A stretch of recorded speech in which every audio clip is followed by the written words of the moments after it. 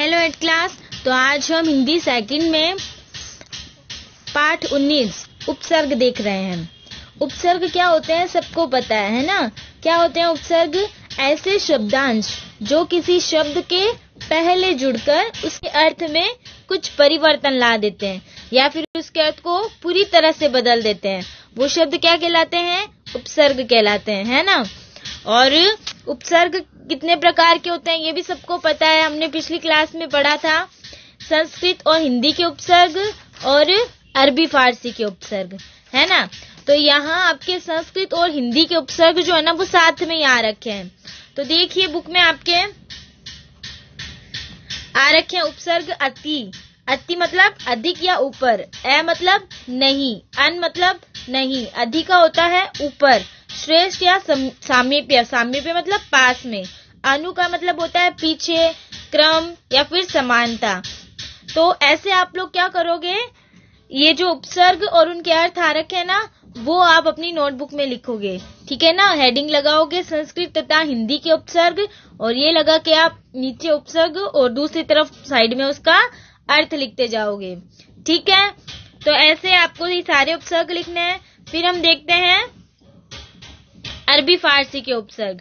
अरबी फारसी के उपसर्ग में जैसे अल है, अल का मतलब निश्चित या फिर इसलिए, जैसे अलबत्ता या अल सुबह। कम मतलब हीन या और थोड़ा भी होता है। ला का मतलब बिना और रहित। गैर का अर्थ है नहीं। इसी प्रकार अरबी फारसी के उपसर्ग, ये हेडिंग लगा के इसके भी सारे उपसर्ग और अर्थ लिखोगे, ठीक है। अब हम देखते हैं इसकी एक्सरसाइज। एक्सरसाइज में है पहला, निम्नलिखित किस शब्द में अन उपसर्ग का प्रयोग हुआ है। तो इन सब में अनुपयोग में अन प्लस उपयोग, है ना। तो अन उपसर्ग का प्रयोग हुआ है ब में। दूसरा है निम्नलिखित में से कौन सा शब्द उपसर्ग युक्त नहीं है। तो इसमें क्या जाएगा? रसोई घर।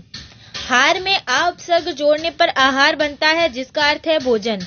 तो हार में कौन सा उपसर्ग लगाएं कि उसका अर्थ छोड़ना बन जाए। तो वो होता है परिहार। परिहार का मतलब होता है छोड़ना, तो आ जाएगा द परि। उसके बाद है 19 शब्द में उपसर्ग एवं मूल शब्द का पृथक रूप होगा उन और 20 होगा, है ना। तो ब आ जाएगा फोर्थ में। आगे देखो ब्लैंक्स वाला क्वेश्चन है, छात्र अध्यापक का अनुदेश मानते हैं। आपके ब्लैंक्स में 3 ऑप्शन दे रखे हैं, इनमें से जो करेक्ट आएगा ना वो आपको यहाँ लिखना है। राम मोहन हर काम में सहयोग करता है। वन का राजा सिंह अब आधा भूखा रहता है और सबके सहयोग से शादी संपन्न हुई, ठीक है। उसके बाद में है लघुत्तरात्मक एवं निबंधात्मक प्रश्न। पहला प्रश्न है उपसर्ग किसे कहते हैं, इसके प्रकार बताइए। तो इसमें उपसर्ग की परिभाषा और इसके 3 प्रकार आ जाएंगे, हिंदी संस्कृत के उपसर्ग, हिंदी के उपसर्ग और विदेशी उपसर्ग, है ना। तो विदेशी उपसर्ग में आ जाएगा वही अरबी फारसी के उपसर्ग लिख सकते हो या आप विदेशी उपसर्ग लिख सकते हो, ठीक है। कंफ्यूज नहीं होना है इसमें। दूसरे में क्या करना है कि जो ये उपसर्ग दे रखे ना ये उपसर्ग लगाकर 2-2 शब्द बनाने हैं, तो आप बनाओगे। तीसरे में क्या है, उपसर्ग और मूल शब्द को अलग अलग करना है, ये जो शब्द दे रखे हैं उनका। और चौथे में विदेशी उपसर्ग किसे कहते हैं, किन्हीं 4 का उल्लेख करो। तो हिंदी भाषा में अन्य भाषाओं के शब्द भी प्रयोग होते हैं, तो उन उपसर्गों को हिंदी में विदेशी उपसर्ग कहा जाता है। और फिर आपके ये अरबी फारसी के उपसर्ग आ रखे हैं, इसमें से आप कोई से भी 4 यूज में ले सकते हो और आपके दे भी रखे हैं। तो आपको नोटबुक में क्या करना है, ये जितने भी उपसर्ग आ रखे हैं संस्कृत और हिंदी के उपसर्ग और अरबी फारसी के उपसर्ग, इनके उपसर्ग के और उनका अर्थ लिखोगे। और ये लघुत्तरात्मक एवं निबंधात्मक प्रश्न जो है ना ये आप अपनी नोटबुक में करोगे, ठीक है। नेक्स्ट हम देखते हैं प्रत्यय। ये दोनों चैप्टर में साथ में इसलिए करवा रखी हूँ कि ये ज्यादा टफ नहीं है और हमने पिछली क्लासों में अच्छे से पढ़ रखे हैं। तो एज ए रिविजन ही है ये आपके चैप्टर, आपको मुझे नहीं लगता कोई समझाने की जरूरत है। तो इसलिए हम नेक्स्ट चैप्टर देखते हैं प्रत्यय। प्रत्यय क्या होते हैं, जस्ट अपोजिट ऑफ उपसर्ग, है ना। तो ऐसे शब्दांश जो किसी शब्द के अंत में जुड़कर उसके अर्थ में परिवर्तन ला देते हैं वो क्या कहलाते हैं, प्रत्यय कहलाते हैं। और प्रत्यय 2 प्रकार के होते हैं, कृत और तद्धित। इसमें ये आपके नया आ रखा है। प्रत्यय यहाँ पर 2 प्रकार बताए हैं प्रत्यय के, कृत प्रत्यय और तद्धित प्रत्यय। अगर आपको याद हो तो मैंने संस्कृत में भी पढ़ाए थे ये वाले उपसर्ग, याद है ना। तो चलिए हिंदी में देखते हैं कृत प्रत्यय क्या होता है? जो प्रत्यय क्रिया या धातु के अंत में प्रयुक्त होते हैं। किसी क्रिया या धातु के अंत में प्रयुक्त होने वाले प्रत्यय क्या कहलाते हैं? कृत प्रत्यय कहलाते हैं। और कृत प्रत्यय जोड़कर जो शब्द बनता है, मतलब जिस शब्द में ये कृत प्रत्यय लगते हैं, वो शब्द क्या कहलाता है? कृदंत कहलाता है। आ गया समझ में? क्रिया या धातु के अंत में प्रयुक्त होने वाले प्रत्यय कृत प्रत्यय होते हैं, और जिस शब्द के पीछे ये कृत प्रत्यय लगते हैं, वो शब्द क्या कहलाता है? कृदंत कहलाता है। तो आपके कृत प्रत्यय के कुछ उदाहरण दे रखे हैं, जैसे अक। अक का मतलब होता है बैठना, जैसे बैठक, बंधक, याचक, है ना। अक्कड़, इसका मतलब होता है भूलना, पीना, खोदना, कूदना। भुलक्कड़, पियक्कड़, खुदक्कड़, कुदक्कड़। अत, अत मतलब बचाना या खपाना, तो बचत, खपत। ठीक है, तो आप इसमें भी यही करोगे, कृत प्रत्यय लगाकर आप क्या करोगे?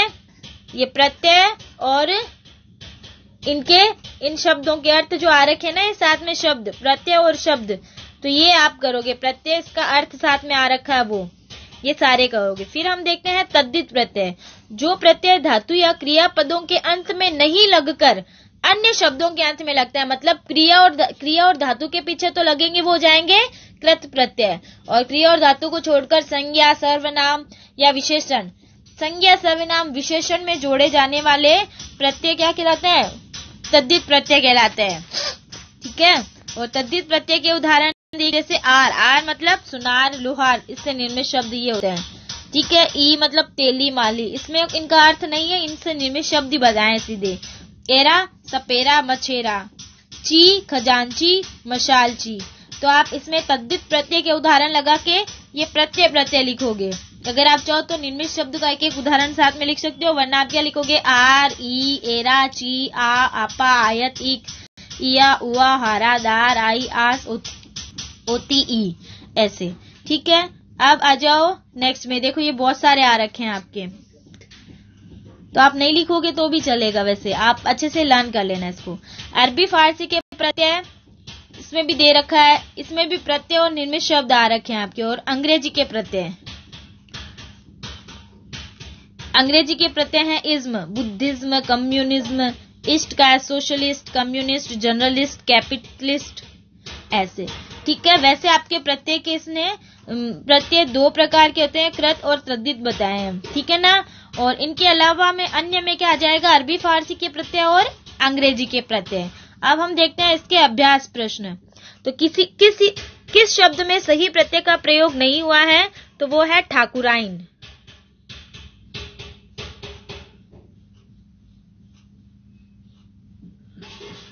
पुराण में इक प्रत्यय लगाने पर सही शब्द रूप होगा पौराणिक। यह प्रत्यय युक्त शब्द नहीं है, भारतीय। ये लगाना इसमें इसलिए।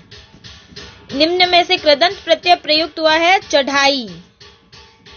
किस शब्द में इन्हीं प्रत्यय का प्रयोग हुआ है? इन्हीं प्रत्यय का सही प्रयोग है, वो है भिखारिनी। इसके बाद नेक्स्ट पेज पे आ रखा है ब्लैंक। देश की आबादी बढ़ने के साथ खाद्य वस्तुओं के दाम बढ़े हैं। किसी की गरीबी में मदद करना सबसे बड़ा धर्म है। वह धोखेबाज है, इसलिए लोग उसका भरोसा नहीं करते हैं। उसने केलों के छिलके छीलकर फेंक दिए। फिर है आपके लघुत्रात्मक एवं निबंधात्मक प्रश्न। पहला है प्रत्यय किसे कहते हैं, ये कितने प्रकार के होते हैं? तो आप प्रत्यय की परिभाषा लिखे, इसके दो प्रकार बताओगे, कृत प्रत्यय और तद्धित प्रत्यय। ठीक है, और उनकी परिभाषा लिख लोगे, क्योंकि ये आपके लिए नया है ना, इसलिए। उसके बाद है दूसरा है कि इनमें से प्रत्यय छांट कर लिखना है इन शब्दों में से। तीसरे में आपको क्या करना है? इन शब्दों से दो प्रत्यय बनाने हैं। और चौथे में क्या करना है? इन शब्दों में उपसर्ग और प्रत्यय दोनों जुड़े हैं, तो आपको उपसर्ग और प्रत्यय दोनों को अलग करना है। इसमें से उपसर्ग, प्रत्यय और मूल शब्द आ जाएगा बीच में। ठीक है, और पांचों में क्या करना है? दो प्रत्यय जुड़े हैं, उन्हें छांटकर मूल शब्द से अलग करना है। ठीक है, और छठे में क्या है कि इनमें से प्रत्यय, उपसर्ग और मूल शब्द को अलग अलग करना है इनमें। तो आपको नोटबुक में क्या करना है इस पाठ से? लघुत्रात्मक एवं निबंधात्मक प्रश्न। पहले तो आप चाहो तो कृत प्रत्यय के